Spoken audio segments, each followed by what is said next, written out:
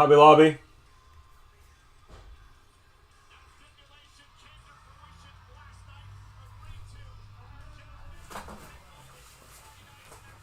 Huh?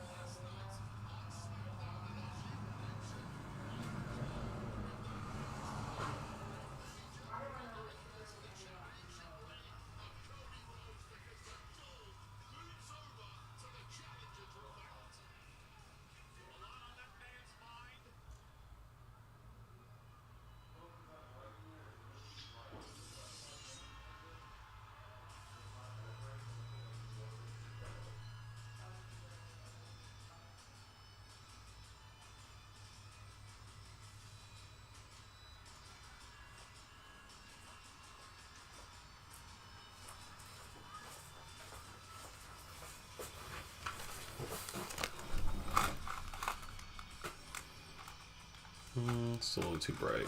Fuck, it's gonna destroy my eyes, yo.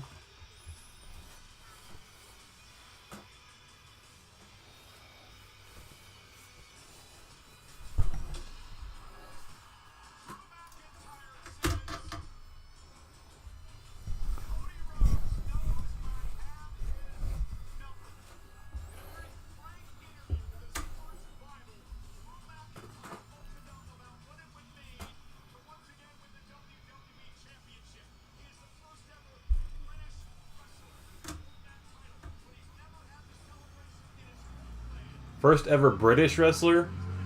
He's fucking Scottish, dude. What the fuck are you talking about?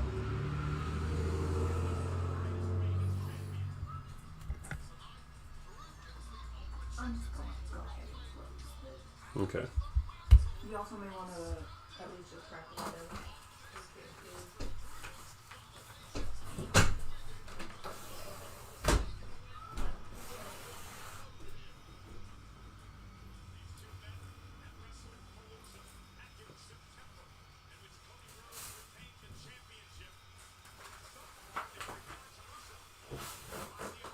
Okay. Are we here?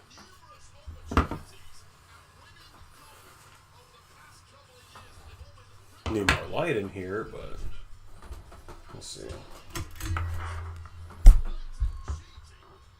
Well, that works.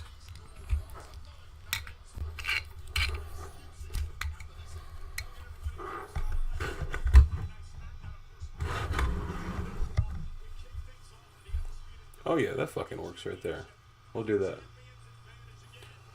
Okay, y'all. What is up? What is up? We're here. You know what?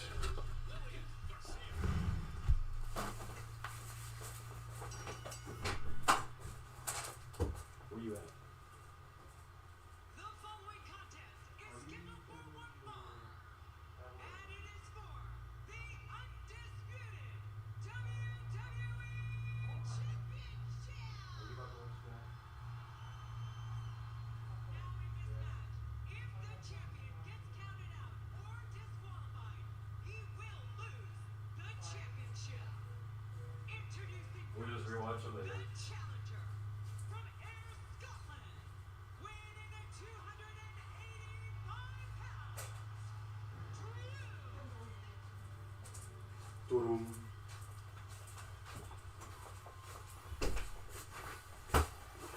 Okay. Ladies and gentlemen, the real American dream, Drew. The real American dream. I like it. I like it. He said, fuck Cody's daddy.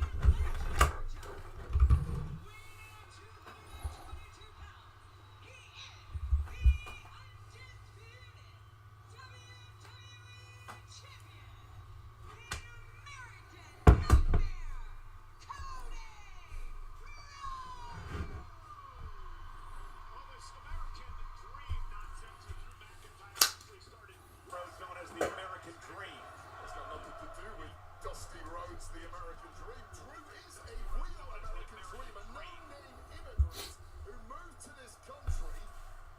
Yo, Drew's got to win this match. Otherwise, he looks like a complete fucking idiot. The official in this matchup tonight, Dan Engler. A lot of pressure on his shoulders because of the stipulation. That does not give Cody an advantage tonight. We're underway, and Cody Rhodes went quickly after Drew McIntyre. McIntyre's made this personal. He's made it emotional. He's got under Cody's skin. Not only in reference to Cody's dad, but Cody's family last night as well. Well, Cody fights emotionally in this one. He runs the risk of making some major errors, and major errors when you don't have the champion's advantage can cost you massively. And he takes down McIntyre. Rhodes got put through a table just 24 hours ago on Friday Night SmackDown, and now Cody unloading on Drew McIntyre. It's interesting that Drew went the Dusty Rhodes route as well. Dusty in the news this week, the 40th anniversary of Dusty's very famous Hard Times interview, which really cemented Dusty as a global star. And there's the big chop now by McIntyre to Cody, who fights back as well. McIntyre was actually one of Dusty's famous kids in the developmental system in Florida Championship Wrestling. And side note, Dusty Rhodes once told me that Cody Rhodes was actually a deadbeat son. He'd rather have McIntyre as a child of his own. You completely made that up. Fair enough, I did think that. And Cody Rhodes now dumping McIntyre outside the ring. The official will begin the count. Now McIntyre begging Cody to come out after him, and you know why he's doing that. Here's a quick count out in this one. McIntyre will win the gold, and it looks. And Cody thinking twice about this. And again, a lot going on in the champ's mind. Yeah, he has to be very cautious. And you can see right from the start of this one, there's an almost tense nature to Cody. I feel like Cody realizes he's backed himself into a corner in this match. And does that force the champion perhaps tonight, Wade, to overthink things in this match? Maybe get out of sync, not do the things naturally that he would normally do.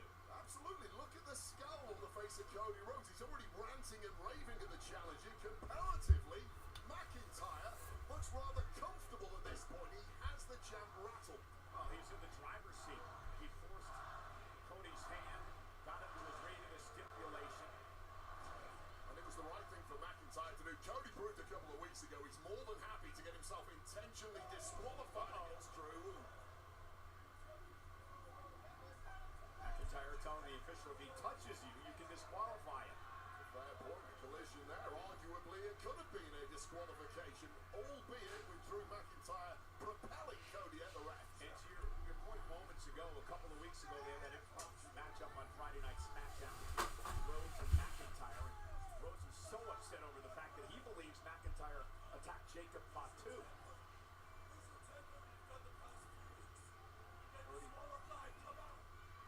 McIntyre again trying to just bait Rhodes into doing something that'll break the rules. We're talking about breaking the rules. How many times have people broken the rules against McIntyre in the last couple of years when championships have been on the line? Time and again. Wade, you're a five-time Intercontinental Champion. You do understand that comes with the territory, correct? Look at the man who later on tonight battles for the world title, CM Punk. Nobody's had it worse off than he has over the past couple of years. Fuck CM Punk. McIntyre has had it worse than CM Punk. Everything that's happened to CM Punk has all been above board and legal for the most part, including the famous Money in the Bank cash-in at SummerSlam. Out of close fist by McIntyre, dropping the champion and Drew now. Look at McIntyre. Wait a minute, Ref. McIntyre was just fighting Cody Rhodes. He had shielded the official, so Engler did not see that. Referee is no dummy. He knows full well something was going on, but with it being a championship match, maybe a little leniency there. You know, we talked a lot about the Cody Rhodes and the state he's in here tonight. How about McIntyre? I believe McIntyre's desperate at this point in time, doing everything he can to try to win the world title, the WWE title. Well, as he should be, when gold's on the line, you should Wait a minute. desperate. Look at the referee. And Cody now. And that's a shove on the referee there after a long 5 count. Wade, I want to defend the official Dan Engler here. I believe that was inadvertent by Cody, and now Drew takes advantage. Inadvertently struck the official there, and the official understands the emotions that are at stake. Everybody's on edge. Everyone's off their game, and he's going to let a little thing like that get by. All right, a little shove on the referee, perhaps. Had that been... nice by McIntyre. Had that been McIntyre shoving the referee, I would argue, given the referee's form in recent months, he would have been disqualified. Yeah, but I have to give WWE officials credit as Rhodes is driven into the barricade. The official Ryan Tran, who has been at fault in many people's minds in these matches over the past couple of months, not working this match tonight. Now McIntyre, he's asking for a count out on Cody so he can win the championship. This is getting high here. Cody better hightail it back in the ring. Just breaking the count at 8. You saw the frustration on McIntyre's face, looking for a count out win to win the championship for what would be a 4th time as a world champ, 3 times WWE. And here's McIntyre now. I'm gonna get a beer soon. And he's got to be careful as well not to get disqualified. I argue that McIntyre in the early runners of this one has the mental edge over Cody Rhodes. He's constantly been goading and baiting Cody, and Cody has fallen for it on several occasions. Cody battled, and almost always in McIntyre matches. Of course, he has a major physical advantage. Great throw by McIntyre. Making that advantage count now. 285-pounder into the cover, hooks the leg, and the champ kicks out at 1. Here's another look at this raw power from the 285-pound Scotsman. But maybe closing in on his 4th world championship here. McIntyre with 1 win in his career on Saturday night's main events. Cody Rhodes undefeated at this spectacle. Well, that streak continued tonight. McIntyre quickly. Cover again on the champ. Cody forced to kick it 2 this time. Frustration perhaps now for McIntyre. Although McIntyre has a strong hand in this matchup, and that is what they're playing for, all the marbles, the WWE Championship. Looks like it's slowly slipping away from QB1. You know, I mentioned the interview that McIntyre conducted. He said in that interview that the world needs Drew McIntyre. We don't need the fake smile of the current WWE champion. WWE fans and Drew's mind need the harsh, brutal truth, the reality of life. Look, and I'll tell you right now, I'm friends with both of these guys, but there are elements of truth to what McIntyre is saying. Wow! Damn! Has been given advantages at times by management that Drew was never Covered by McIntyre off the big back body drop again, forcing the champion to kick out. Now this is one thing Drew's got to be careful of when he's getting frustrated. Cody gets thrown up in the air with this. That was a big ass body drop right there. The base of his spine and the back of his head. And that frustration you talk about from McIntyre just evaporated as he now takes stock of who's really in the driver's seat of this match. Cody's been a step off. McIntyre really has Cody off his game. Walking the path of McIntyre the last couple of minutes. Walking the path against an opponent the caliber of Cody Rhodes. Going back to the base, allow McIntyre to make the top rope. Cody going to go up after him. Cody Rhodes on an off night, a step off the pace, is almost certainly going to bring you the kind of fight you are simply not able to withstand. He's proven that time and time again over the past several years. Rhodes hooking McIntyre here from high above the ring. Nice. McIntyre again, 285 pounds being superplexed from the top rope is absolutely devastating no matter how durable your frame is. I think this is a very critical point in this matchup. The fuck? Oh! What the fuck just happened, yo?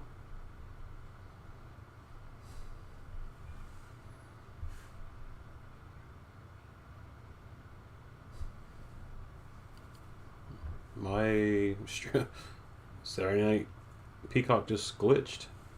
Anybody else got problems?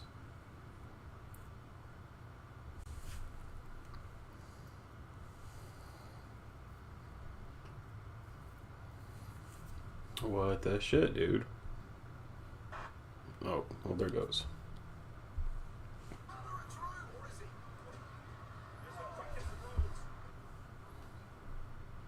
McIntyre's cut momentarily. Oh!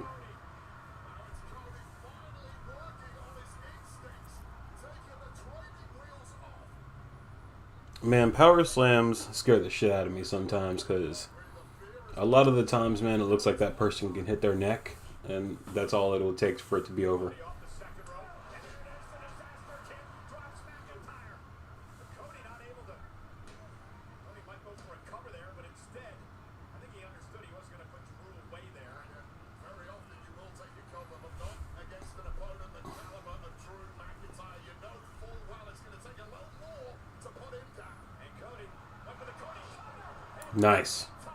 In trouble. Cody, cover. What?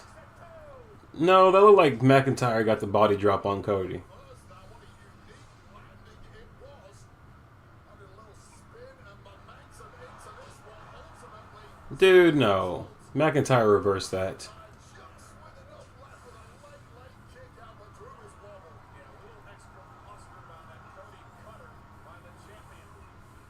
McIntyre back to his feet, and now Cody Rhodes, speaking of the American dream, unloading on McIntyre with the jabs. Little bionic elbow time.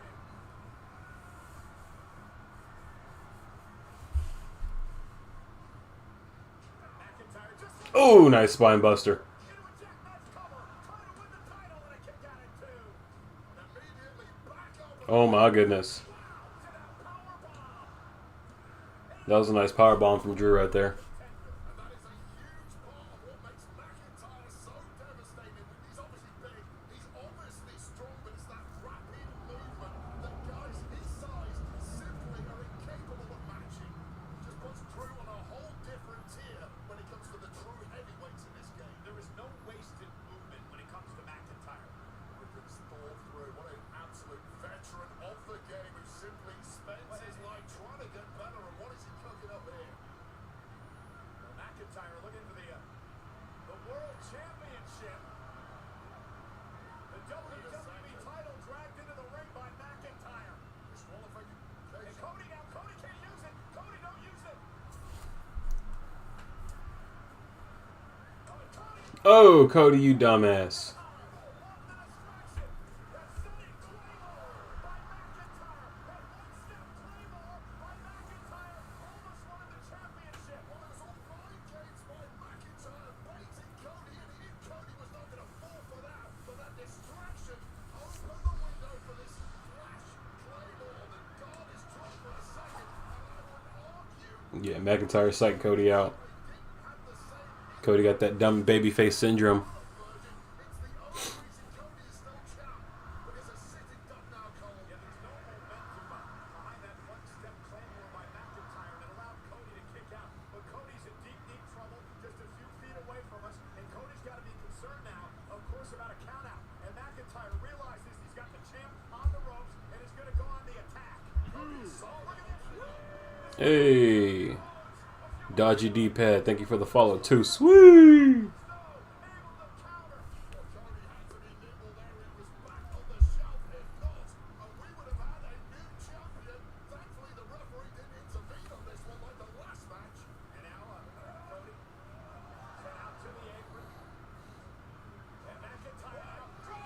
Damn.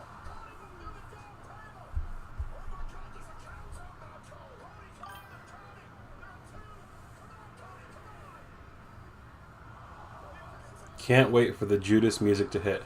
Let me ask you something. Were you a fan of Jericho and AEW? Because I see a lot of people who hated on Jericho and AEW who are ready for him to come back to WWE. And what happens if he doesn't?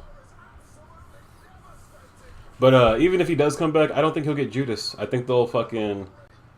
I think they'll give him Break the Walls Down. That's what I want to hear.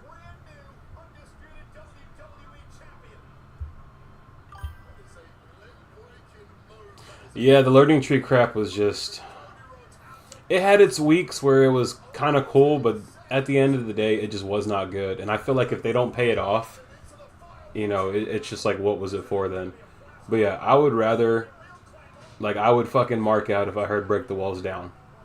Judas would be cool, but break the walls down after all this time would be a lot better. It'd be a bigger pop. He's already signed. He's been at 3 pro centers. I don't know about that because his contract goes towards the end of the year. So unless they let him out of it, because come on, do you think they're going to let Jericho out of his contract when they won't even let Andrade out of his? I don't think he's signed. That's just my opinion. I've not seen any, news of that late. His contract runs until 26, but again, if they came to some kind of a deal, maybe, but I don't see a deal coming.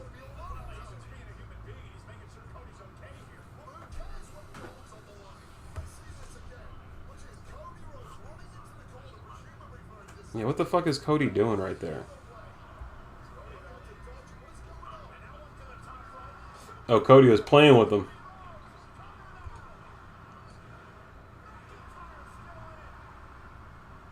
That's like people who think, oh, John Cena's last opponent's going to be Edge. Bro, he has a contract in another company. And the way contracts are going right now, people are not just going to let them out.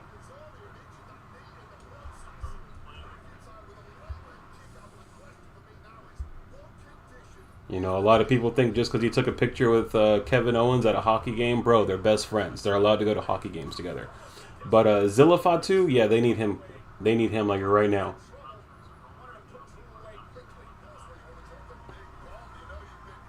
They need Zilla Fatu in that fucking company because he would definitely mix things up.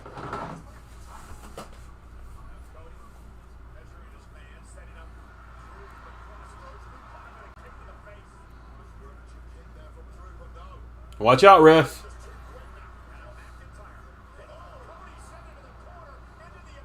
I can't stand when referees bonk, man. It's dude, come on.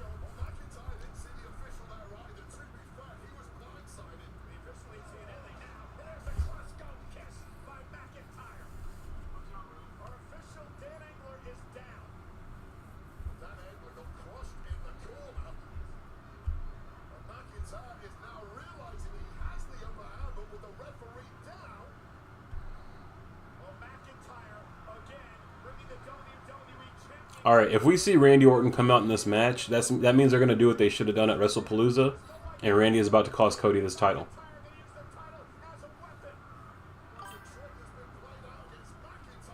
This is on Peacock. What up, Hercules? Oh! Right now we got McIntyre and Cody Rhodes in the ring. I'm not going to lie, they're working a little bit slow. It's been a good match, don't get me wrong. He said, well, let me jump onto it.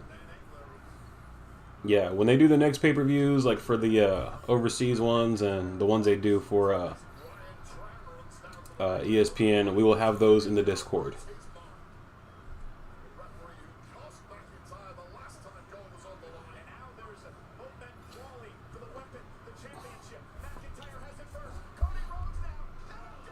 Oh, Cody, you just cheated, bruh. You just DDT'd him on that fucking title belt. Okay, so who do you think Cena's last 2 opponents should be? Well, his last opponent definitely is going to be Gunther.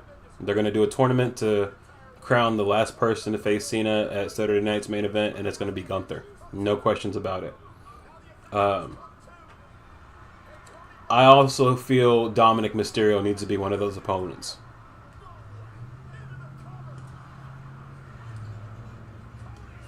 Oh, that is whack. That was a whack-ass way for Cody to win. I mean, I know, fuck that, but that's what they want to do. That's what they want to do. That's not what we want as fans, but that's what they want to do as a company. Because let's be honest, John Cena, like he's always said, they line him up, and I just do what they tell me to. But let me hear you out. Go ahead, brother. Hey, Hercules, man, Dodgy in the chat. I think he's going to be a mainstay. He's a good one. I'm ready to hear him out on this one.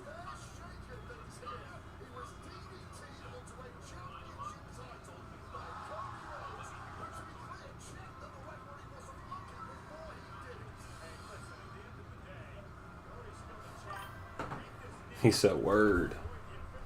Yeah, that was a whack-ass ending, bro. They're really making Cody bitter at this point. And I think they're only doing that because they're considering turning him heel.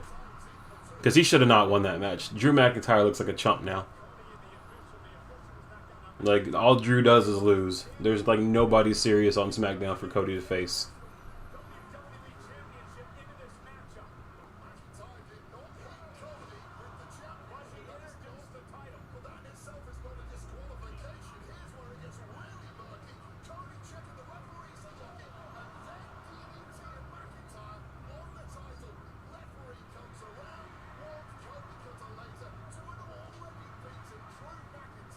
That was bullshit.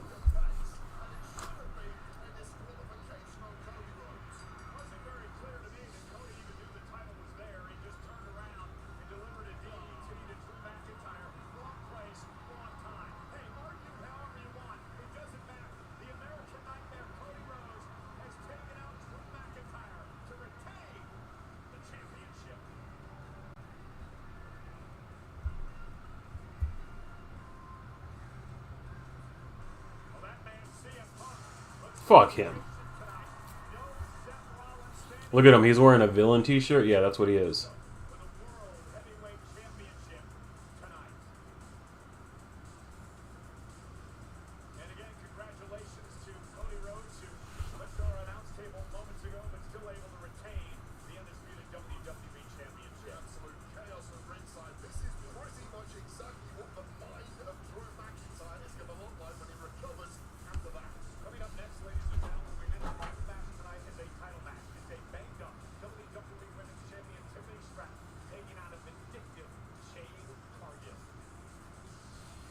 I'll be right back, y'all.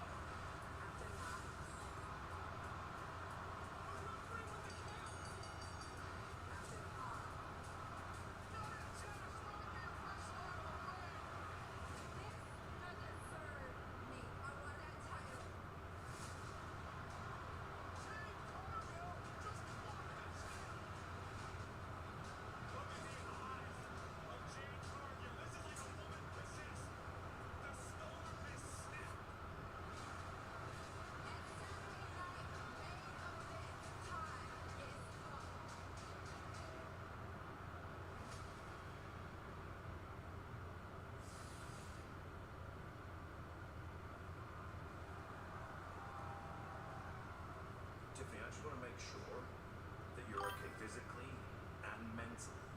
All right? For this match with Jade, I want to give you one last opportunity. Nick, enough! I know you're just doing your job, but I'm ready for this. I'm the champion, and I want to defend my title tonight, and I'm ready for this fight. I give Tiffany Stratton credit for being Hardy's champion, but she's about to go into the eye of the storm. Tiffany Stratton, Jade Cargill, a Saturday night's main event battle for the WWE Women's Championship, and it's next.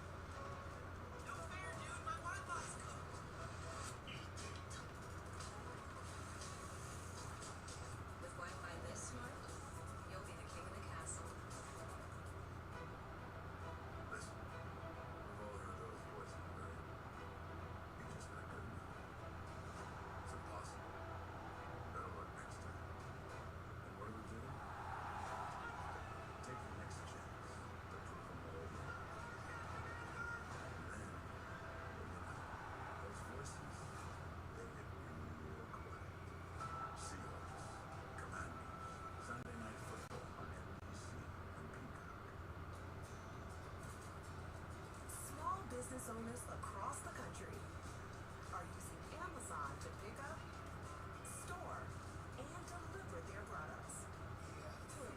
Hot diggity dog, John. At Arvest Bank, we believe small businesses are the backbone of communities. Whether you're just getting your business off the ground, planning for future growth, or managing the day-to-day, we want you to thrive. That's why we help businesses of all kinds find their strength. Because everyone deserves a financial partner who cares. Arvest Bank, we believe. It's money in the bank time. Oh my goodness! Cody Rhodes is climbing the ladder. He's actually done.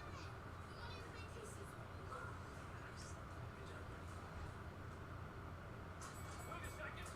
He's cashing in.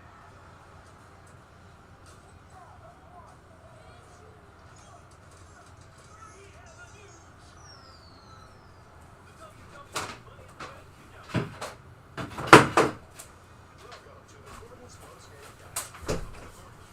Oh Lord, I forgot about the commercials for this fucking show.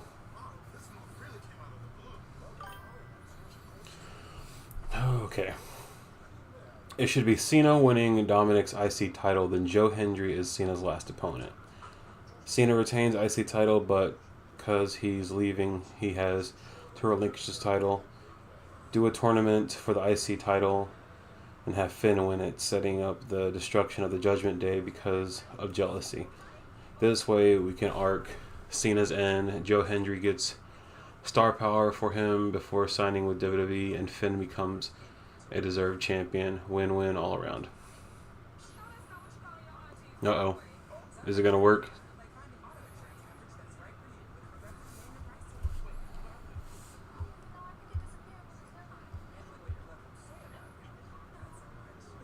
Did it not work, Herc?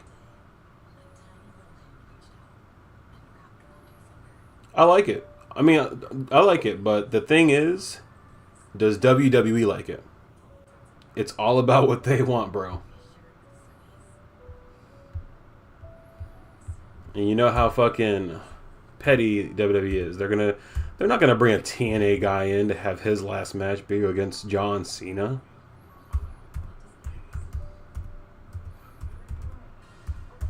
Here in a little bit.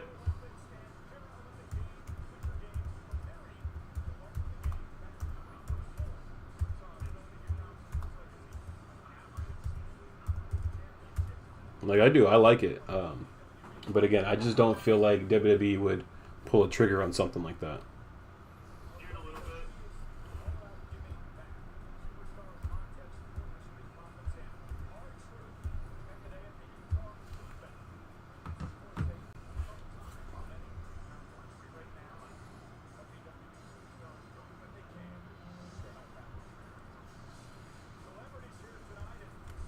Who cares about your fucking celebrities?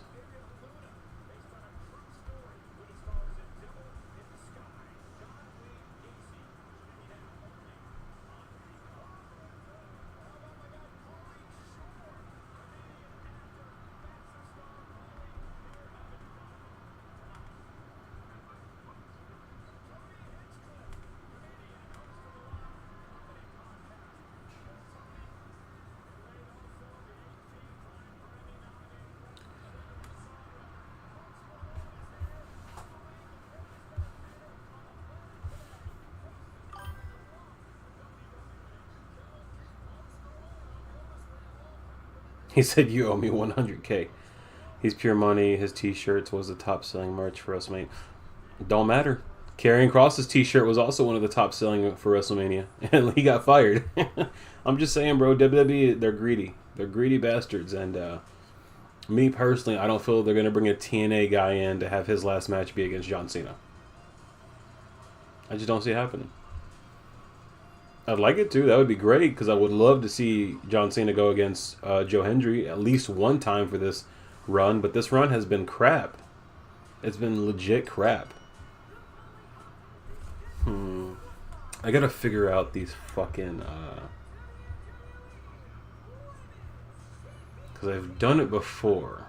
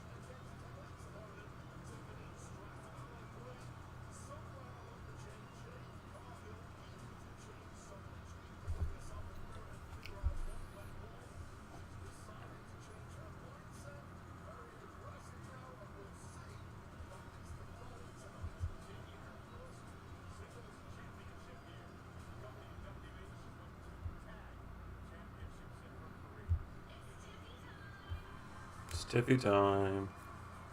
Okay, where are my fucking rewards at? I can't stand Tiffany's fucking song. It is like the worst fucking interest music of all time.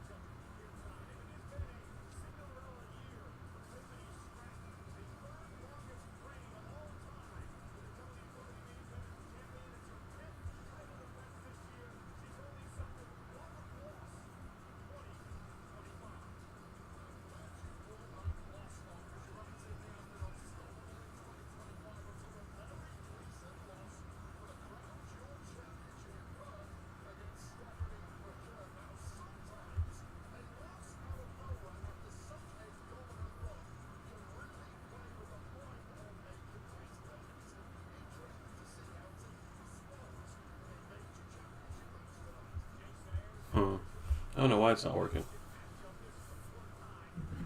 Are we gonna watch this match?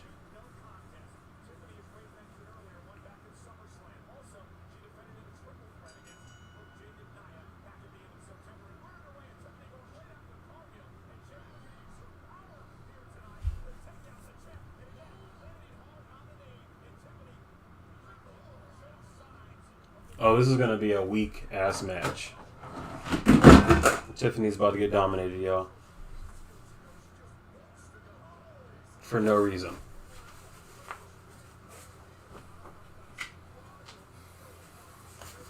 I didn't realize she has a fake injury.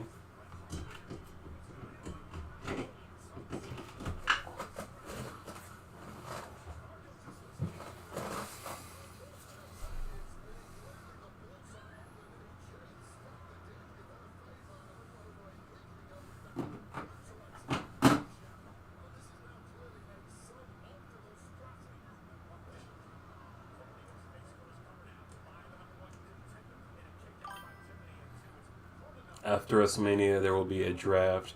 You sure about that? We've been waiting on the draft, bro. I don't know if Triple H is ever going to pull the trigger. Anyway, after WrestleMania, there's going to be a draft, and I'm so excited for an influx of NXT. Has so much star power at the moment. Oba, Trick, Saints, Paige, Lexis King, Dempsey, Hank, Tank, Javon Evans, and that's just the men. Well, that's all the men they have. They need to keep some of those men.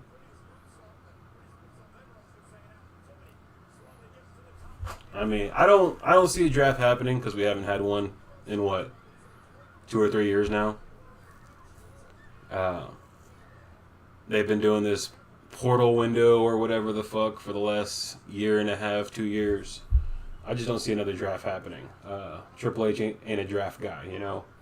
But yeah, Lexis King, don't care much for the guy. Dempsey's got a great future. Hank and Tank are a good tag team, and Javon Evans definitely is going to go far. But yeah, NXT, in my opinion, they need more men. They need like a lot more stars because they just don't have a lot of men in that division. Now the women are going to fucking kill it. They can let go of 10 of those women tomorrow and still be just fine. But they need more men over in NXT.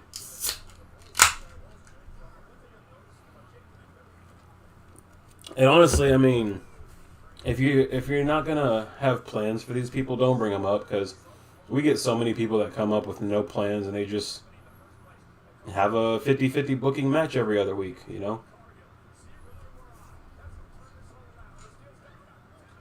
Oh, that was weak. That was weak. LFG will introduce the next wave of NXT. But I just don't know, man. Like, a lot of those people, like, they're out within 6 months. If you're not on top of it in 6 months, you're out the door. So how can you get excited about somebody if in 6 months they come to the decision that, you know, you're just not working out, you're not what we want you to be. You know, that's why I don't like the whole ID program or the LFG, because they're not really giving people chances like they did back in the day. Like, you know, you got a 6-month window, and if you're not selling, or if you're not a big name, or if you don't got it by then you're out the door.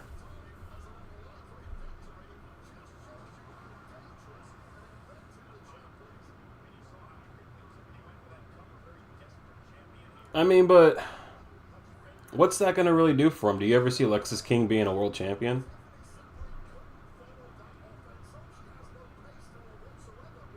You know, I see him being a mainstay on NXT, and if he does ever make it to the main roster, he's not going to, you know, he's not going to get a big moment. I mean, I thought he wanted to be away from his father's legacy.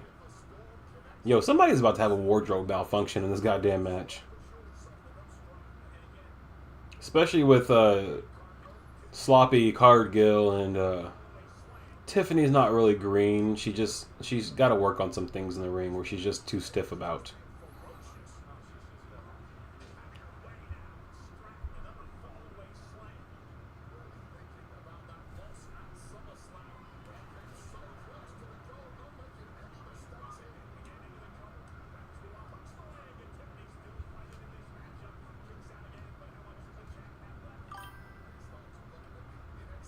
Page return got to happen at the Rumble. It would be nice.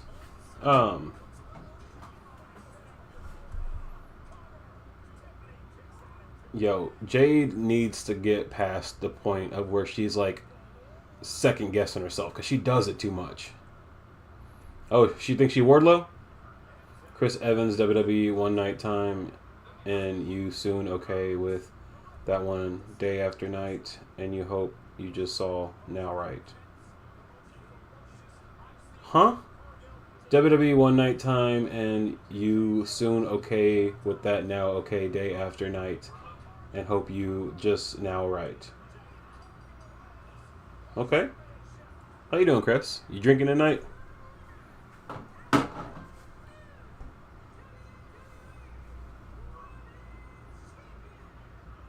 No, we all saw that coming.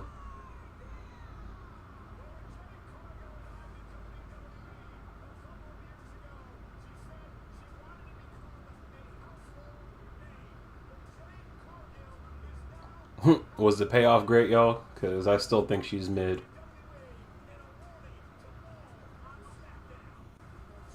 She's about to have the same reign that Tiffany had, and that was nothing. Just like the same reign Nia Jax had, and it was nothing.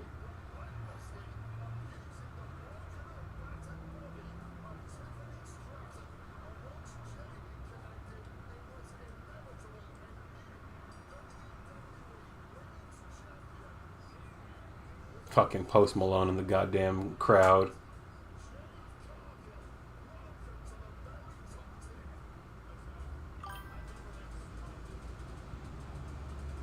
Yeah, Sol Ruma on the main event. Yeah, Sol Ruka, my bad. Sol Ruka on the main roster is going to kill it. That is one person I am ready to see on the main roster.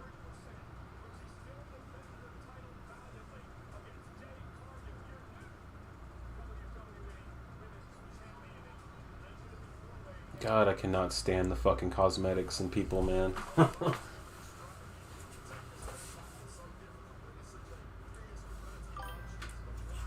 You know, not to be an ass, but you look at some of these people with their, you know, enhancements, and they just look like fucking aliens, dude. Like, they look like they're from a different planet. Planet Plastic. Yes, the NXT Women's Division is insane. Like, that's where it's at. Like, that's where the women kill it. The women are a little bit better on Raw, but SmackDown just sucks. NXT is number one.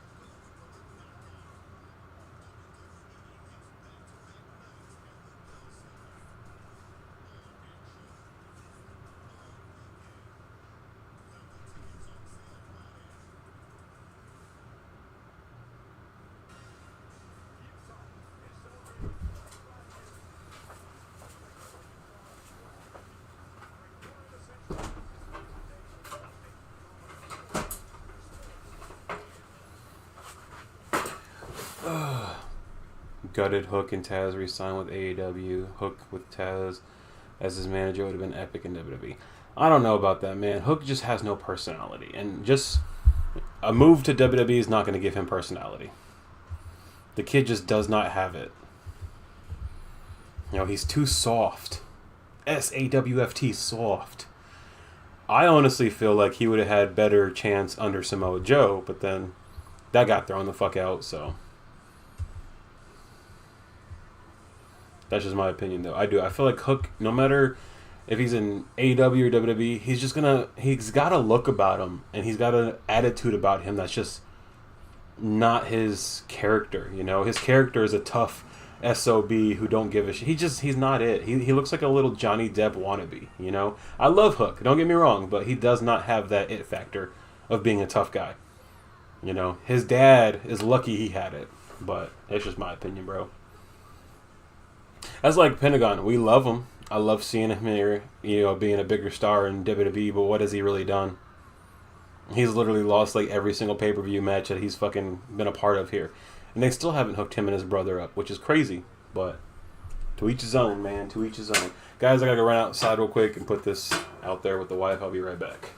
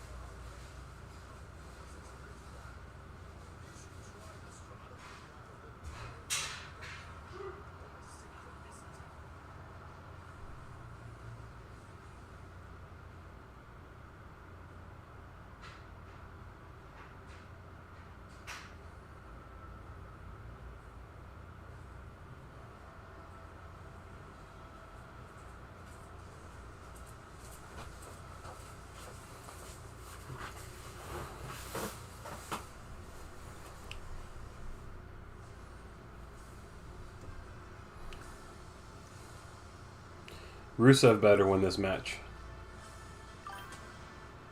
Taz is my second favorite wrestler of all time. My top is HBK, Taz, Kane, Shane Douglas, and Triple H. It's a pretty good list, man. Shane Douglas up there? That's nice. Top 5. I gotta go Jeff Hardy, Chris Benoit, Eddie Guerrero, Shawn Michaels, and John Cena.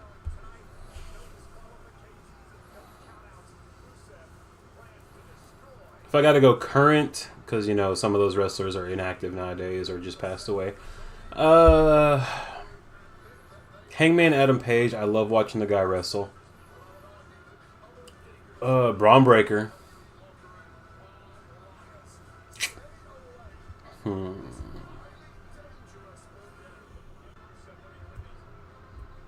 Yeah, see, that one's a little bit harder. I guess I gotta go Hangman, Braun Breaker, Darby. I just love seeing Darby fucking take bullshit. I just love it.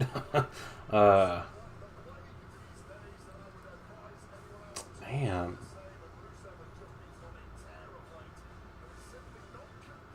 It's hard. It's really hard. Because, like, there's a lot of great wrestlers around today, but none of them get you like the ones back in the day, man. Benoit's top 10. I'll tell you, man, Benoit was a disciplined wrestler. Like, he always made sure he went out there to be a perfectionist. Like, Yeah, that's what I like about his style back in the day. He had that tough guy factor. Like, he was a tough guy. He was a shit. I would throw the Young Bucks up there for top 5 because the Young Bucks are just great to watch. Like, they're very entertaining. Dominic, I probably have to put up there too because, again, he's just one of those guys today that's just so fucking entertaining.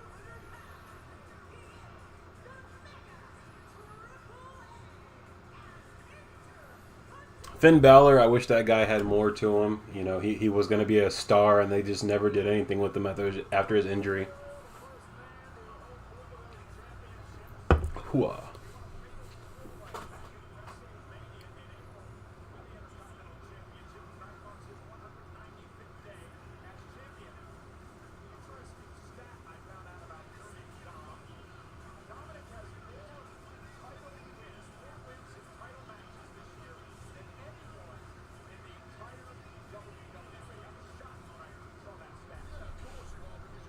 Yeah, Dominic is definitely the workhorse of this year. Whether you hate him or not, or hate him or like him, man, he's a fucking workhorse of this year.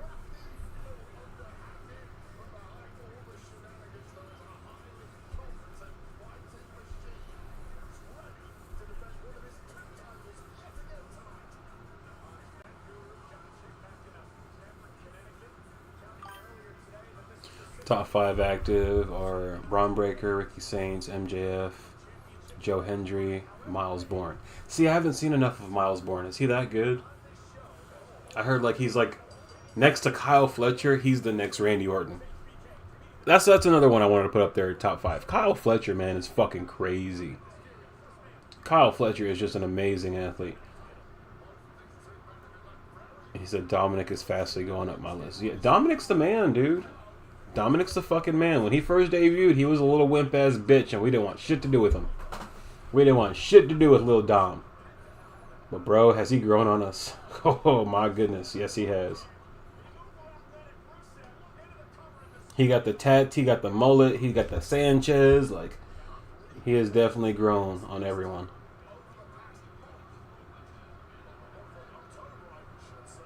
Uh-oh, I didn't mean to do that.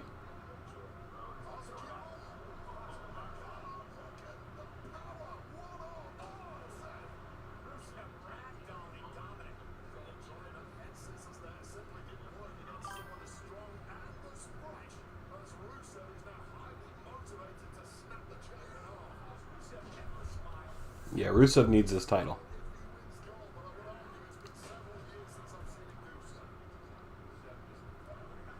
Because I'm sorry, but Rusev has done nothing since coming back.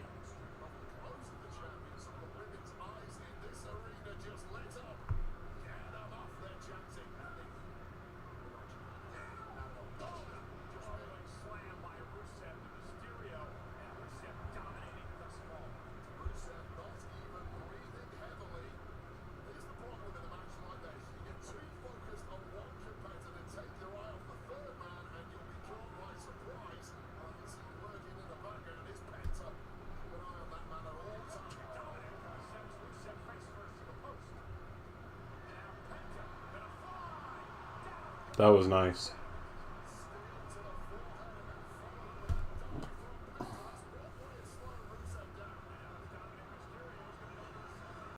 Damn, Dominic almost fucked up right there, but he made it.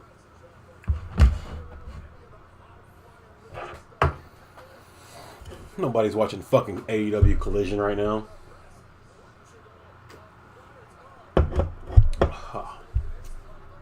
Miles is so freaking good in the ring. His mic work is really good too, but it's hard to take serious with his speech, with him being deaf.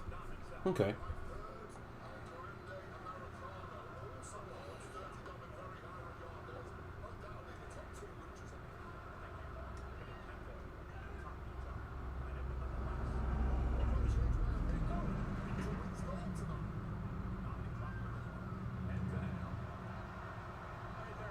Oh, vintage Penta.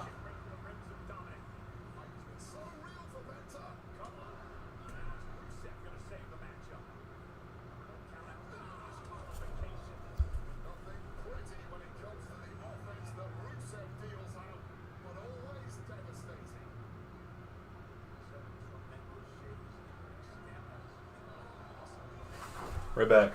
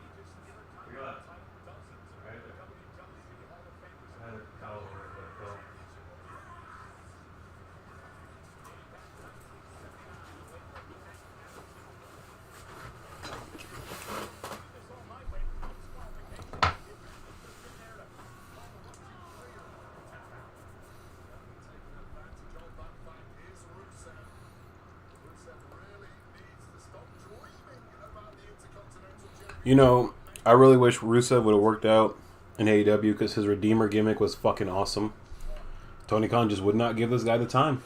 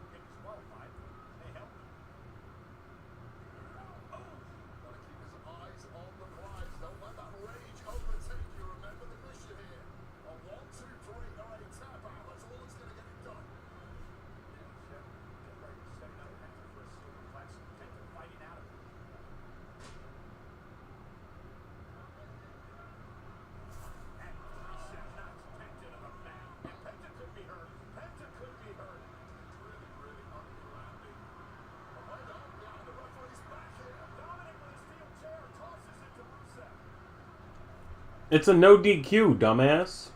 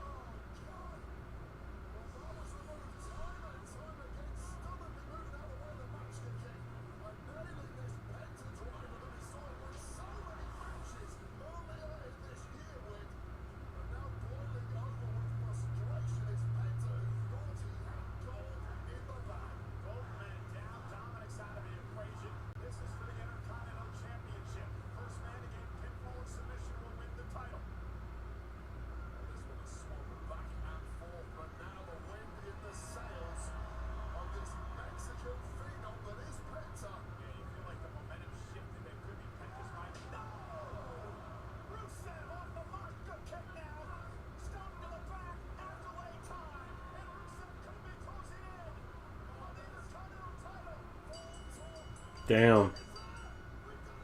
No, it wasn't. That's Dom. Dom's fucking with him.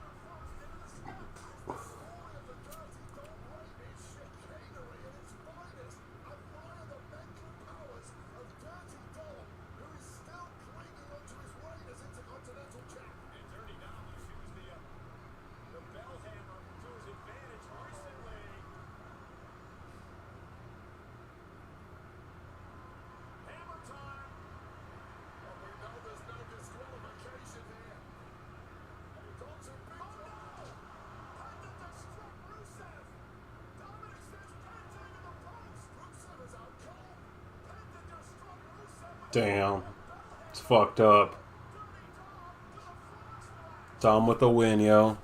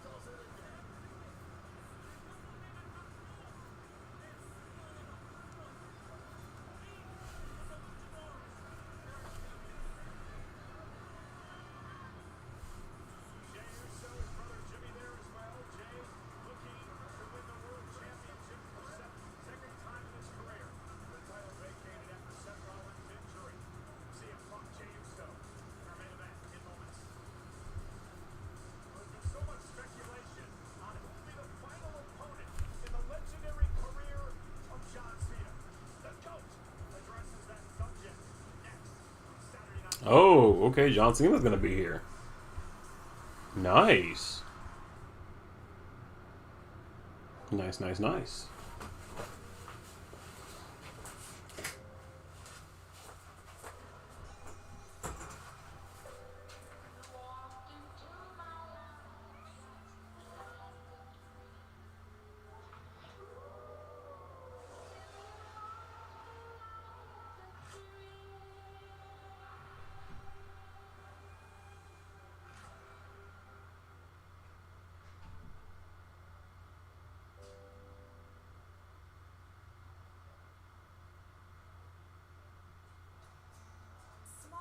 business owners across the country are using Amazon to pick up, store, and deliver their products.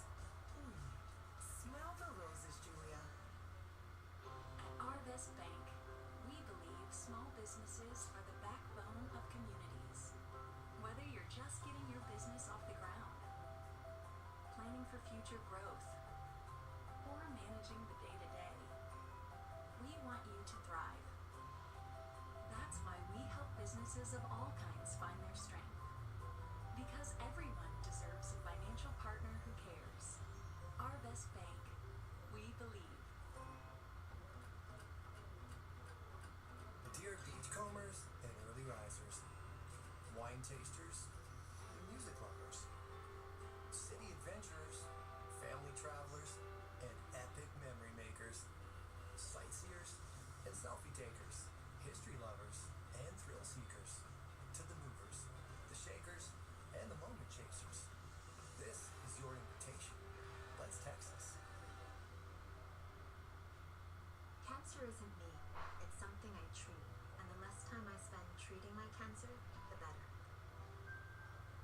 This is me. Discover an injectable immunotherapy, Opdivo Qvantig, for certain previously treated adults whose kidney cancer has spread. Unlike an infusion that takes 30 minutes, Opdivo Qvantig lets you receive treatment quickly in as little as 3 minutes. Opdivo Qvantig is an immunotherapy that works with your immune system to help fight cancer. Opdivo Qvantig can cause your immune system to harm healthy parts of your body during and after treatment. These problems can be severe and lead to death. See your doctor right away if you have a cough, chest pain, shortness of breath, irregular heartbeat, diarrhea, constipation, severe stomach pain, severe nausea or vomiting, dizziness, fainting, eye problems, extreme tiredness, changes in appetite, thirst or urine, rash, itching, confusion, memory problems, muscle pain or weakness, joint pain or fever. Report severe or persistent muscle or joint pain. Tell your doctor if you have myasthenia gravis or Guillain-Barré syndrome. Immune system problems include Crohn's disease, ulcerative colitis, or lupus. These are not all the possible side effects. Tell your doctor about all medical conditions, including immune or nervous system problems. If you've had or plan to have an organ or stem cell transplant or receive chest radiation. Opdivo Qvantig can harm your unborn baby.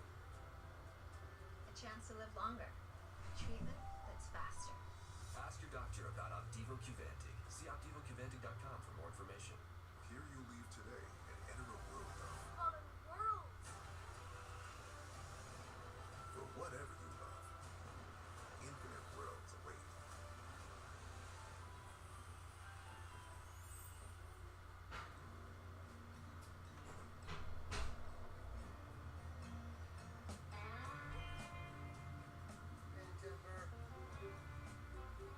Blue Cruise works with you, so you can drive with confidence. Let's talk about innovation. I'll take it from here. The wheel, the internet, and now new Fireball Blazing Apple. We did it. New Fireball Blazing Apple, mankind's greatest innovation.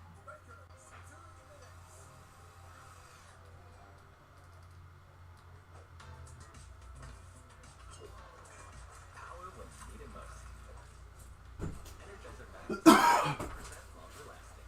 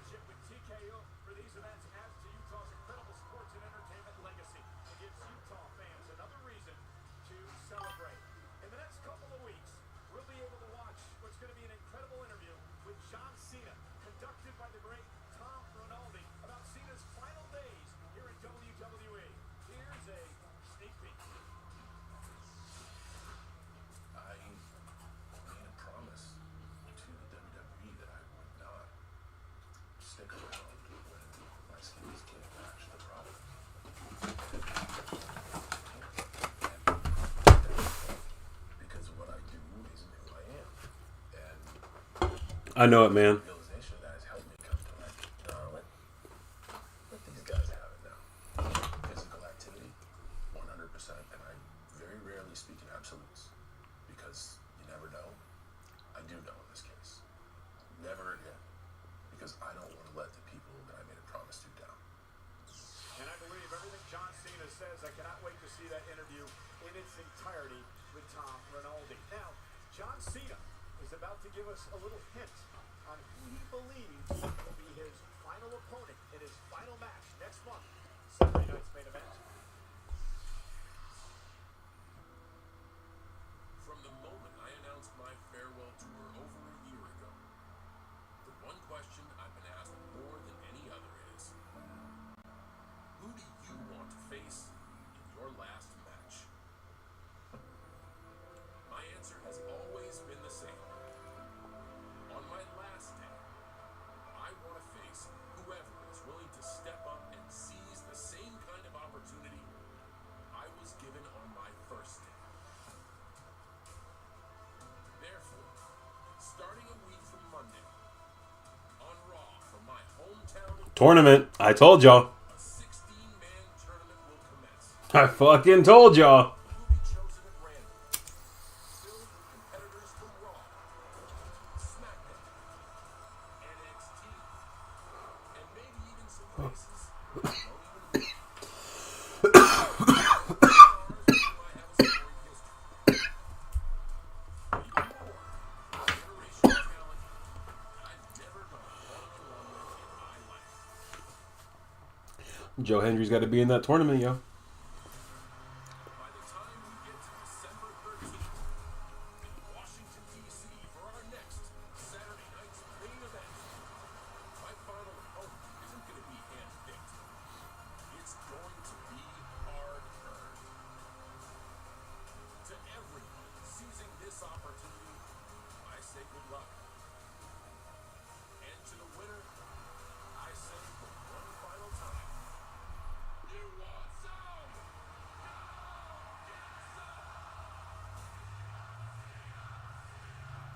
Damn, I'm not ready to see this guy hang it up, y'all.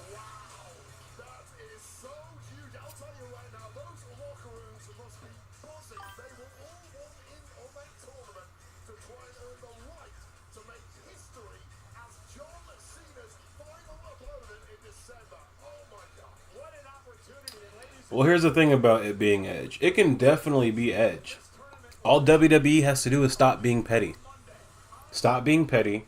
Work a little bit with AEW, who you know have people that you want. Because AEW wanted to work with them in the beginning, but they referred to them as a t-shirt company, a pissant company. They sent people over there to spy. They sent people over there to get fired on purpose and start drama. All WWE has to do is stop being fucking petty. And they can have Edge. They can have Bryan. They can have all these people over there. Because I'm sure Tony Khan is the type of person who would want to see Edge versus John Cena one last time. But hey, WWE wants to play the way they play. It is what it is, man. I don't see it being Edge. I just don't. Especially now with them trying to hold Andrade for a whole year from competing over there in AEW. Why would they buckle and just be like, okay, we'll give you him? Now, if they do it... Because a rumor I've seen is a lot of people in the Mexican wrestling communities think that WWE is going to hold Andrade to leverage him so that they can get Edge. It's something WWE would do, right? But I don't feel like it's got to be that way. I feel like if they would just sit there and get along, because there's enough for everyone to have, they could have Edge. Edge and Tony Khan would gladly fucking go back to WWE to give John Cena his last match. But, again, WWE wants to be petty. They have petty people like CM Punk who want to destroy AEW. Petty people like Triple H who want to destroy AEW. So, I don't see it being Edge. Even though I want it to be, it's not going to be. It's just me, Saturday night, and it's just me gonna be the new World Heavyweight Champion. 4 letters, 1 word, Punk. I mean, is that actually true? Like, is there actual proof to show that? And again, even if it's true, do you not think WWE told all their legends, hey, you're not allowed to attend Sting's retirement. We'll fine you. So is WWE not assholes for doing the same thing? Come on, man. You're gonna let one of your people go represent another company? No, it's just the name of the game. Tony Khan's only doing what they're doing to him. Yeah, Tony Khan's a piece of shit, but at the end of the day, he is only doing what is happening to him. He wanted to work with everybody. They wanted to disrespect him. They didn't want to work with him. Come on. They told all their people, stay away from Sting's retirement. You know, it's the same thing, man. What comes around goes around. And I don't feel like that's true because let's be honest, $250,000, bro, Samoa Joe would gladly fucking pay some shit and go sit front row at Slammiversary. Samoa Joe's the type of guy where he's going to do what he wants to do. Just like Booker T. Booker T was at Chris Jericho's Rockin' Rager cruise. And did WWE do anything to him? No, because Booker T is going to do what the fuck he wants to do. Dreamer has told people, bro, come on. Dreamer has told people Joe wanted to go to see AJ and his family. Remember, Joe is a good father. I mean, but what did AJ do there at Slammiversary? So see, that doesn't seem true to me because he just wanted to show up because AJ was there. Bro, he could show up to AJ's house anytime he wants. You know?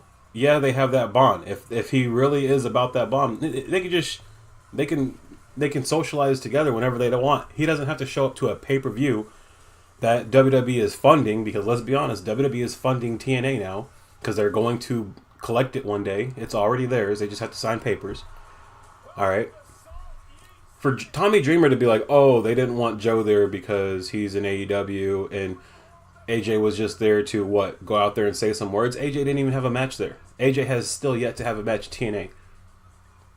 Like, how does that make sense? Like, I'm more worried about that. You guys are using AJ to get viewers, but you're not going to let TNA have AJ for a match, which would be, you know, phenomenal for TNA, no pun intended. But they're going to sit here and take all the benefits that comes with letting AJ go talk on TNA. Like, come on, man. Just like Javon Evans versus, what was his fucking name? What's the kid over there who's the X Division champion? They had to go to a draw because they didn't want Javon Evans being beat, Slater. And they didn't want to sit there and make Slater a big star because, let's be honest, had Slater pinned Javon Evans, that would have been a groundbreaking moment for him. But since WWE are petty, they don't want their guy losing on a TNA show. Nah, he can come over here to WWE and maybe they can be in a tag match and Javon can lose. Come on, dude. He wasn't going to appear. He was just going to go to the arena. So, that, again, that still just doesn't make sense to me because a wrestler can... They're independent contractors. They can show up wherever the fuck they want to show up. Alright, there's WWE people who are married to AEW people who show up backstage. And there's AEW people who are married to WWE people who show up backstage. It's part of the business. So for that rumor to be out there that Tony Khan was going to fine Samoa Joe $250,000 to not go to Slammiversary, I just don't feel like that's true. I just feel like that's them reaching. That's just like the rumor that Mark Henry was talking shit about AEW. He said fuck AEW. He didn't say fuck AEW. He said fuck AEW in a wrestling sense as, oh, they took my World's Strongest Slam move and they gave it to Powerhouse Hobbs and now it's called the World's Dangerous Slam. It's like, okay, one, what's wrong with that? Two, why do you got to get upset over it? It's a different company using a different move and they want to put it on a man to give him something different. Yeah, we're paying homage to Mark Henry by using the move. Oh my god, they're running this shit back. They're paying homage to Mark Henry, but at the same time, Mark Henry's petty about it, and he has to be petty about it. Why? Because he works for the other company. And if we're not out here arguing about companies, just like they want us to be arguing about, then we'd be sitting here arguing about the fact that Triple H is not giving us good shows. We got a Saturday night's main event with 4 matches. You're telling me this is a good show? Fuck no. But then we got Tony Khan giving us 10 fucking matches on a pay-per-view. You tell me that's good? Fuck no. TK buried Ricky Sayans for attending the Rumble just to see Cody because they're close friends. Well, that's different. And I'll tell you why that's different. I don't know if Ricky told him about that. And if he did, I don't think he told him that he would be caught on camera with Cody Rhodes at WrestleMania. Because let's be honest, that's what they did. Just like how back in the day, they had Adam Cole's girlfriend in the crowd, and they had her on camera because they wanted that awe factor. They will sit here and post AEW people in WWE because they want Tony to be like, oh, well, my people are turning on me. Because what did Pentagon and Rey Fenix do? They ran their mouths backstage and they told everybody they were jumping ship to WWE. WWE had merchandise ready for them. They had storylines ready for them. And Tony Khan was like, no, fuck that. You guys want to turn your backs on me after I fucking gave you this? Well, I'm going to do what I need to do. And he is well within his right to do shit like that. Yes, it is shitty. But guess what? We all still watch WWE, and they've been doing that shit for 30 plus years, 40 plus years, 50 plus years.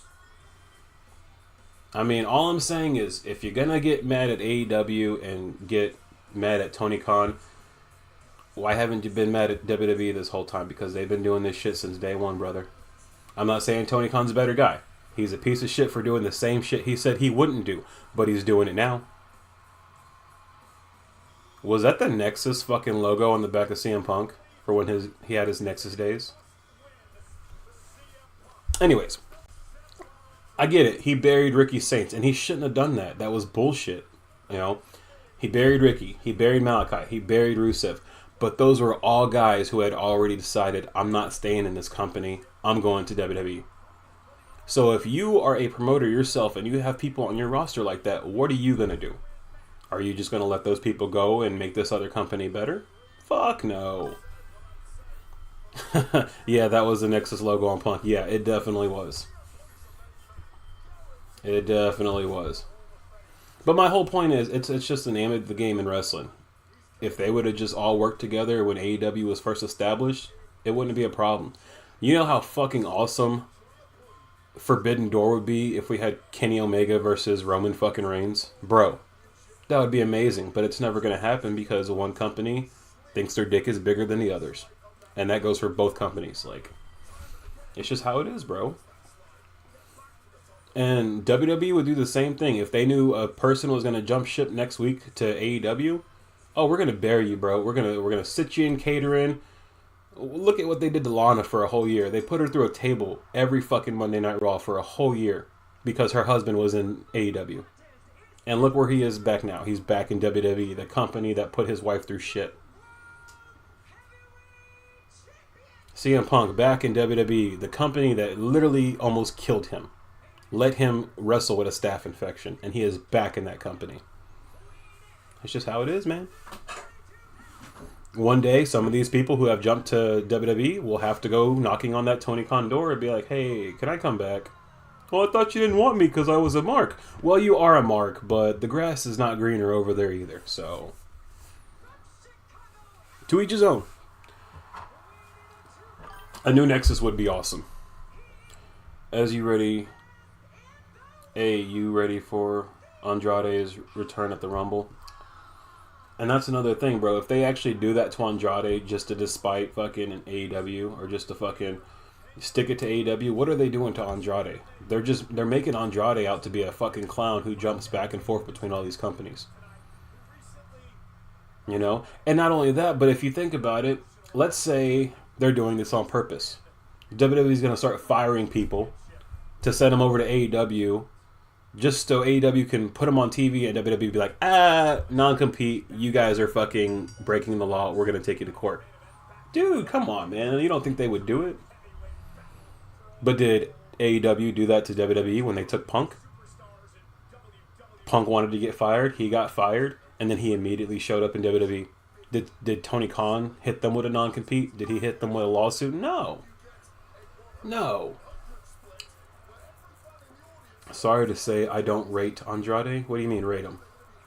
Did you mean hate? Andrade is amazing. But he wanted to leave this company because they were doing nothing with him.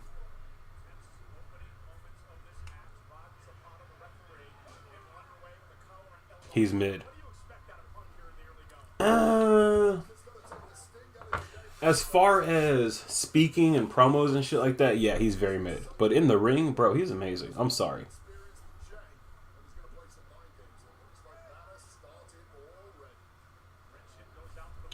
Yeah, Andrade is an amazing athlete.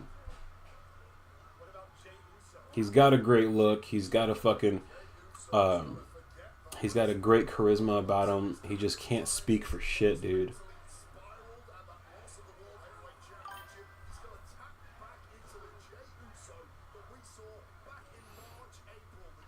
I wouldn't say... I would say he's 1,000 times better on the mic, Santos. Santos Escobar in the ring is like a Bret Hart compared to Andrade Shawn Michaels. Shawn Michaels was more of a... what is it? Performer with those moves. Like, you know, Bret would execute him. He was a technician. That's what Santos is. Like, Andrade's a big flash. He's like a Kyle Fletcher. He's going to do insane move after insane move. He's not going to have that wrestling style down like a Bret Hart or a Santos does. Yeah, so you're right on that. Santos has a better wrestling style. But as far as just like performance, like, dudes, Andrade is crazy.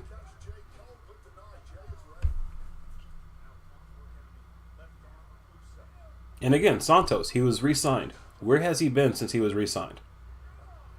You know, is he going to come in and they're going to give him a month-long storyline and that be it? Like, both companies have the same problem. And the problem is, with both companies, they have too many people. They sign way too many wrestlers. There are too many wrestlers in the world for there to only be 2 companies in America. Like, there's got to be, my honest opinion, there needs to be a third company that can balance this shit out. You know, where's Freddie Prinze Jr.? Wasn't he supposed to have a wrestling company by now? I think that would be great. He could get all the people that AEW don't want to use that are signed. He can get all the people that WWE don't want to use and they're signed. And he can make it that much better. He can balance everything out. Because I'll hit you with it. It's not just WWE that fucks up. AEW. Where is Eddie Kingston? Why is Eddie Kingston not a fucking main event babyface right now? Alright? You don't have Swerve. You don't have Will. You don't have fucking Kenny. You know. Why is Mark Briscoe and Eddie Kingston not your number one fucking babyfaces right now? They could be running that babyface division. Like, dude, they could be fucking killing it. But Tony Khan, he's an idiot. Triple H, he's also an idiot. I'm not going there. I can't stand Bret. Oh, shit, I hit a fucking nerve. I'm sick of hearing him crying all the time, acting like his shit don't stink. Oh, man. He's not even the best heart to come out of the dungeon. That title belongs to Owen. Damn, I agree with you. I agree 100% with you. Yeah, Bret hates wrestling so much, even though he wishes he could be back in it. Damn. He said, fuck Bret Hart. And fuck CM Punk. Because they're both the same. Anyways, but yeah, man, both companies have the biggest problem of having too many people. Because there's too many people that sit in the fucking catering, never get TV time, and then when they bitch and moan about it online, they get fired. Or they get buried. You know? Don't get me wrong. Someone like a Ricky Saints, he's going to flourish in NXT, but when he gets to that main roster, bro, it's not going to be there. And I love Ricky Starks. I love that dude since his NWA days on YouTube. That is my guy. The Revolution is televised, but dude, he is not going to fucking swim on that roster. That main roster is going to fucking sink him.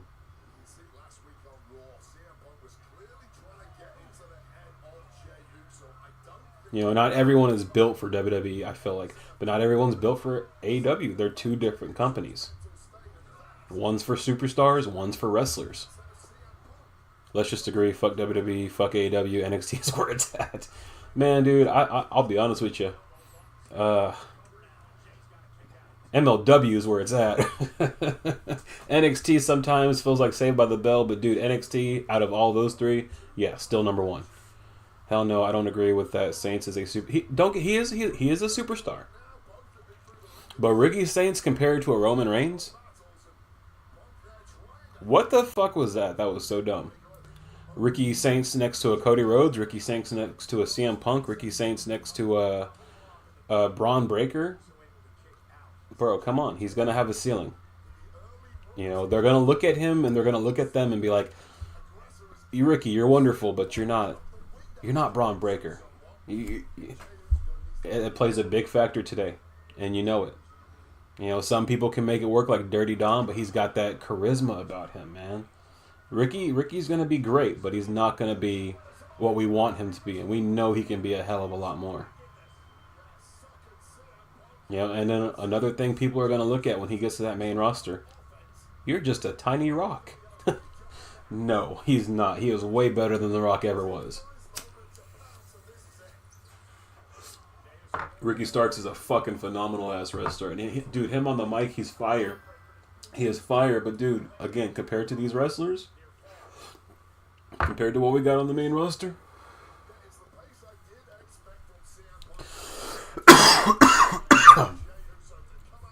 none of them match Ricky on the mic. CM Punk is the one that comes close. Saints is the mic. Saints on the mic has me edging my seat, and his matches are bangers. Well, that's cool, but Karrion Kross is great on the mic.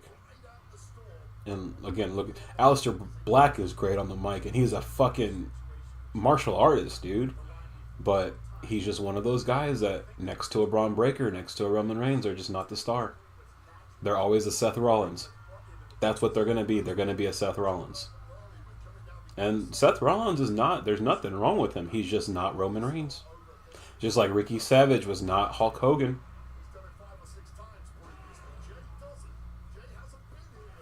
You know, that's all I'm saying. Is when Ricky Sings comes up, he's going to be secondary to one other person. I can guarantee you that.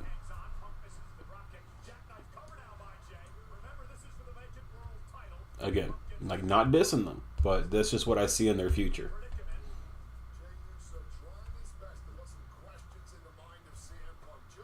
Yeah, that's just like Edge and John Cena. Edge, in a lot of people's eyes, is way better than John Cena, but not in the WWE system's eyes. They always saw John Cena as their guy. Edge was right there. Randy Orton was right there. Batista was right there.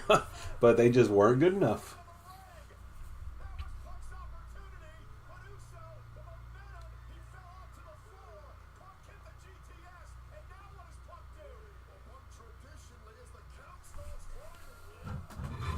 Let's get a little bit more light over here. Another thing, dude. Those are just rumors. You know, you got to stay away from the rumors, like, because he proved that wrong immediately after the bumps rumor came out, and he was taking bumps from Sammy. He went in there and took all those bumps from Sammy. I love Cross, but if you ain't willing to do business 100%, then WWE ain't the place for you. Just like Triple H told Ospreay, if you ain't 100%, then WWE. But Will Ospreay is 100, bro. Will Ospreay was so fucking 100% all year that he had to go get nerve surgery. He let that shit go off because he wanted to keep going. Will Ospreay was all over the place from London back to the States every week. That's not 100%. Come on, man. Again, Cross proved people wrong with that match against Sammy because he took those bumps. Ospreay didn't want to travel. And I get that, you know. 1 second, y'all. Huh.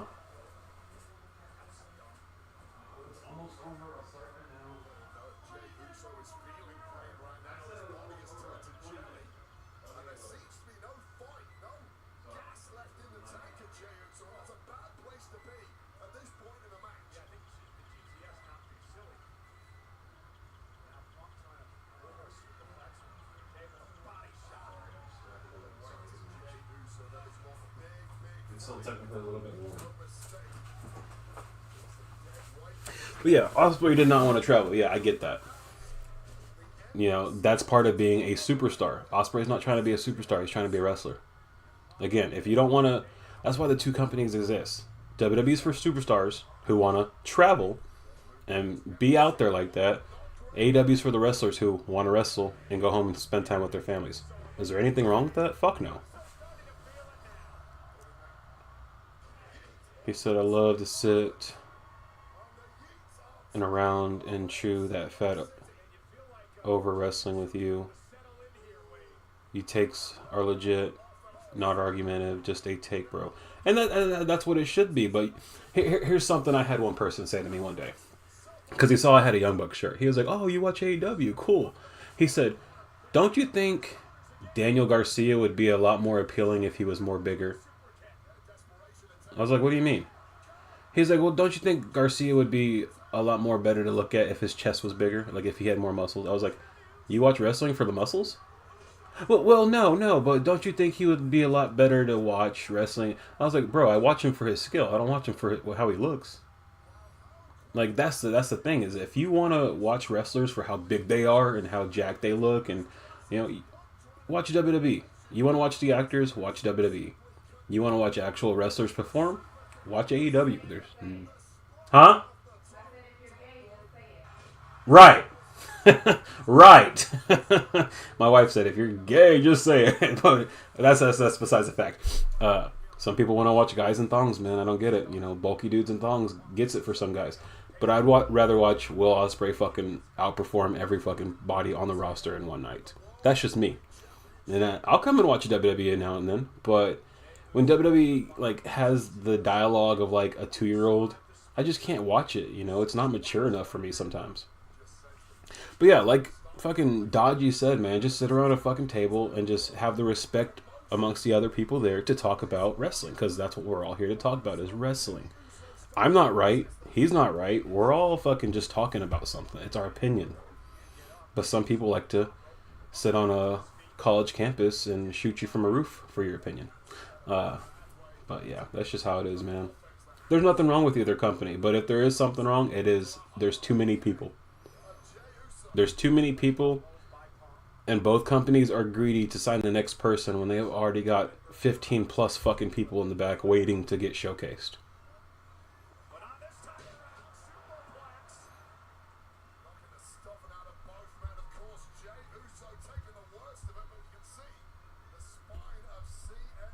Shoot, we might just have a round table one of these days on stream. Get a couple people on and we'll just talk about some shit. You know, good chill people, because as we know in this community, people are toxic and they can't just sit here and talk. No, you're wrong. Your company sucks. Bro, it's not even my company. I just watch it. I can't tell you how many people come in this stream and defend fucking Vince for his actions and defend Brock Lesnar for his actions. It's like, nah, fuck those people. I like Daniel, but he thinks he's a pillar of AEW and he ain't. He's good, real good.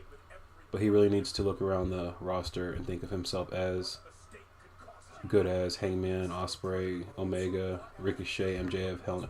Yeah, he's not that good. You know, if they would have had him in something with Bryan the whole time, because let's be honest, when Garcia showed up with 2.0, they were fucking awesome. They were fucking new, they were fresh, they were awesome. They started feuding with Bryan, they started feuding with Moxley, like they were cool. And then they joined Jericho. And Jericho sucked the coolness out of that group, man. But yeah, nowadays, Garcia, he's mid. He is very mid. But do you think that would change in NXT? I don't see it. And it would really get bad once he got to the main roster, because he is another one. He is smaller than Ricky Starks. He would not hang on that main roster. Daniel Garcia next to a Jey Uso? Shit. Mox is really starting to bore me. Same shit over and over again. And that's why at Blood and Guts, he needs to be the one to take the loss. And they need to turn on him. They need to turn on Moxley. They need to kick him out of the group.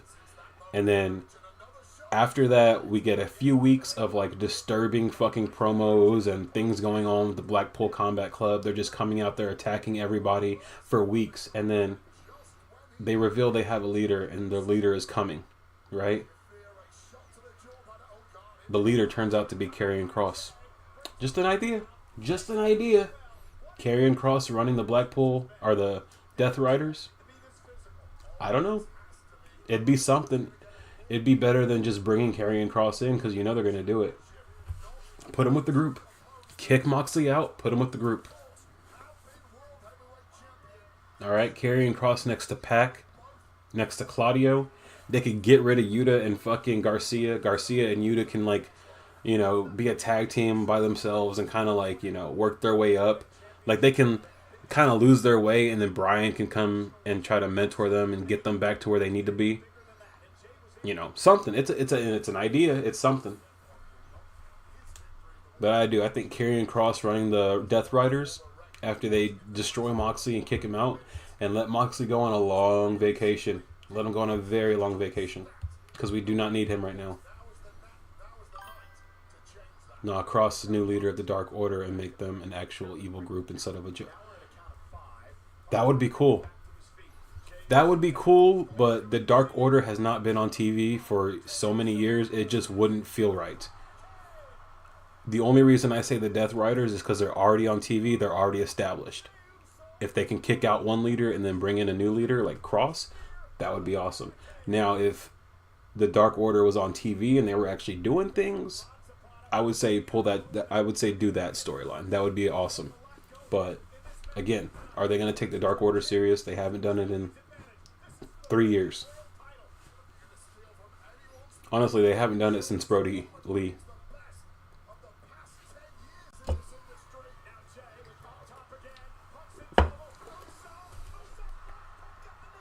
This has been a decent match, I won't lie. I'm not the biggest CM Punk fan, but he does always put in the work for a good match.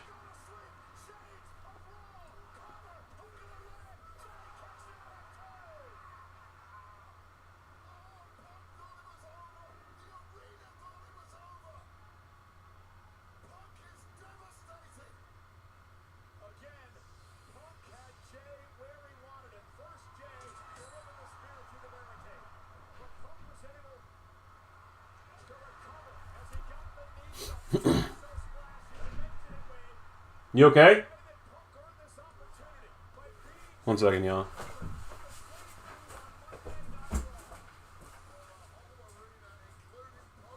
You okay?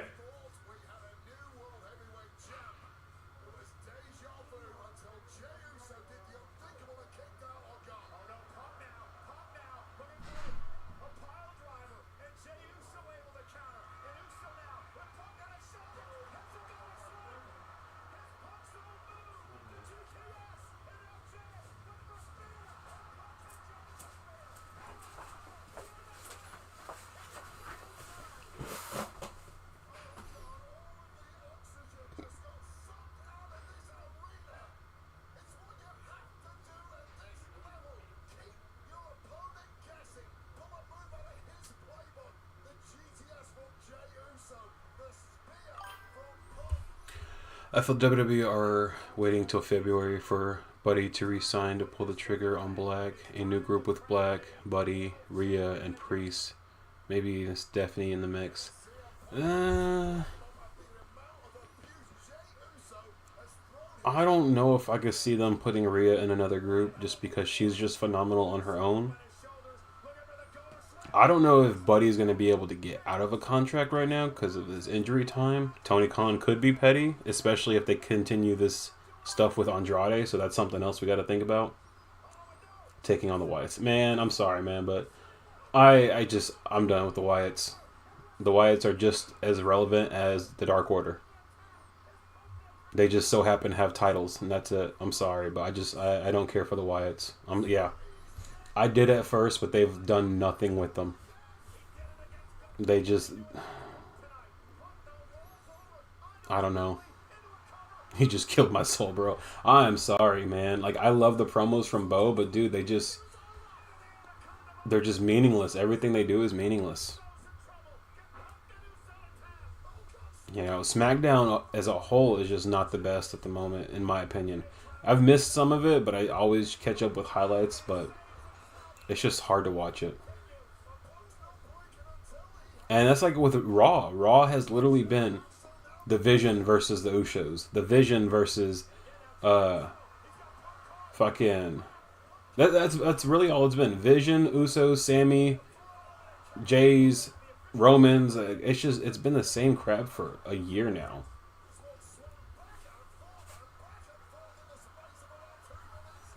Vision, Punk, LA Knight, like, it's just, yeah.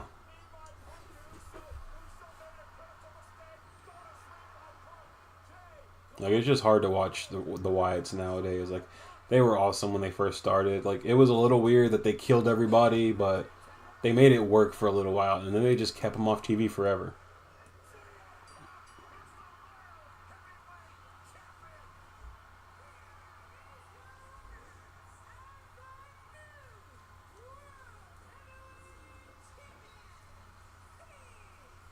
Boo. What happened to the Bronze coming out here and fucking ending this, man? Is this guy really the world champion?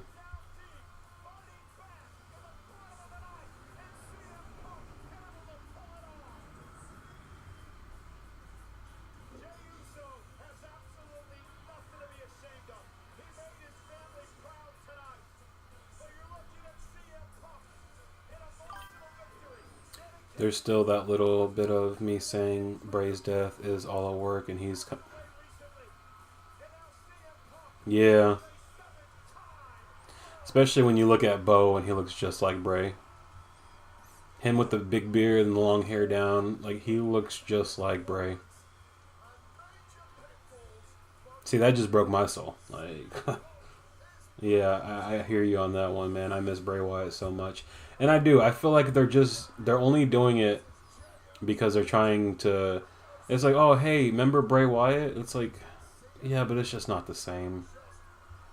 It's probably why the fucking Dark Order just wasn't the same after Brody. It's because he made the group and then he passed away and then just no one fucking vibed with the group anymore. Like, maybe that's why people feel weird about the Wyatts. Because I do. Every time I see them, I'm just like, oh, it's these guys again. And maybe it's because they remind me of Bray Wyatt and like it makes me sad. So maybe that's why.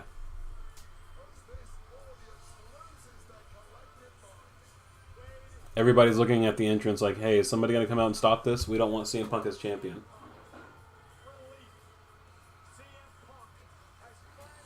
CM Punk at this point in his career as an old man should be like pushing the younger talent, don't you think?